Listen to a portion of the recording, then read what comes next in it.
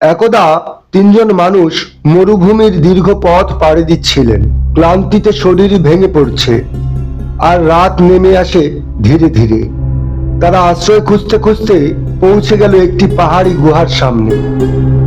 তারা ভেবেছিল এখানে রাতটা নিশ্চিন্তেই কেটে যাবে, তাই চুপচাপ গুহার ভেতরে বসে বিশ্রাম নিতে শুরু করলেন। কিন্তু হঠাৎ পাহাড়ের উপর থেকে একটি বিশাল পাথর গড়িয়ে এসে গুহার দরজা পুরোপুরি বন্ধ করে দিল। তারা তিনজনই দিশেহারা হয়ে পড়লেন। চেষ্টা করেও তারা পাথর সরাতে পারলেন না। তখন বুঝলেন এখান থেকে বাঁচতে হলে শুধু আল্লাহর সাহায্য প্রয়োজন। তারা সিদ্ধান্ত নিলেন নিজেদের সবচেয়ে নিঃস্বার্থ আমলের কথা স্মরণ করে আল্লাহর কাছে দোয়া করবেন। প্রথম ব্যক্তি বললেন, হে আল্লাহ, আমার বৃদ্ধ বাবা মা ছিলেন। প্রতি রাতে তাদের জন্যই আমি দুধ নিয়ে যেতাম। একদিন ফিরতে দেরি হয়ে গেলে গিয়ে দেখি তারা ঘুমিয়ে পড়েছেন। আমি দুধ হাতে নিয়ে পুরো রাত তাদের জাগার অপেক্ষায় দাঁড়িয়েছিলাম। ভোরে তারা জেগে উঠলে আমি দুধ পান করাই।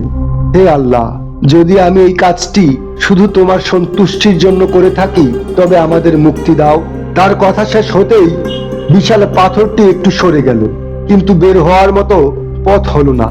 দ্বিতীয় ব্যক্তি বললেন, হে আল্লাহ, আমার এক চাচাতো বোন ছিল।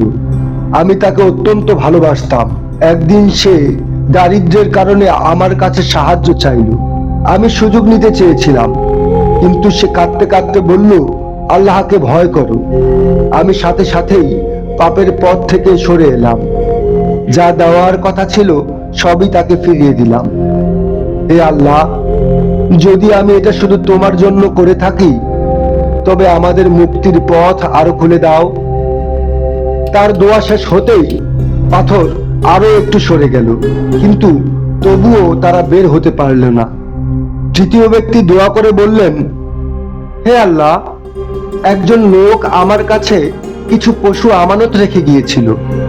সময় যতই গেছে সে পশুগুলো বেড়ে এক বিশাল পশু পালে পরিণত হয়েছে। আমি সেগুলো আমানত হিসেবে যত্ন করে রেখেছি। কয়েক বছর পরে সে ফিরে এলে আমি তাকে পুরো পশু পাল দেখিয়ে বললাম, এই সবই তোমার আমানত থেকে বেড়ে ওঠা সম্পদ, এগুলো সবই তুমি নিয়ে যাও। সে বিস্মিত হয়ে বলল, এমন আমানতদার মানুষ সে কখনো দেখেনি। হে পরওয়ারদিগার, যদি আমি এই কাজটি খাঁটি মন নিয়ে তোমার সন্তুষ্টির জন্য করে থাকি তাহলে আমাদের মুক্তি দাও। তার দোয়া শেষ হতেই বিশাল পাথরটি পুরোপুরি সরে যায়। মুক্ত আলো গুহার ভেতরে ঢুকে পড়ে। তিনজনই আল্লাহর শুকরিয়া আদায় করে গুহা থেকে নিরাপদে বেরিয়ে এলেন। এটাই প্রমাণ যে কাজ শুধু আল্লাহর জন্য করা হয় তার প্রতিদান কখনো বৃথা যায় না। এই ঘটনার শিক্ষা হলো নিঃস্বার্থ আমল, পাপ থেকে বিরত থাকা, আমানত রক্ষা করা এবং আল্লাহর উপর ভরসা। এসবেই লুকিয়ে আছে মুক্তির চাবিকাঠি। আল্লাহ আমাদের সবাইকে খাঁটি আমল করার তৌফিক দান করুন। আমিন। সবসময় আমাদের সাথে থাকতে এবং নতুন ইসলামিক আপডেট পেতে আমাদের উম্মতে রাসূল চ্যানেলটি সাবস্ক্রাইব করুন এবং বেল আইকন বাটনটি চাপ দিন।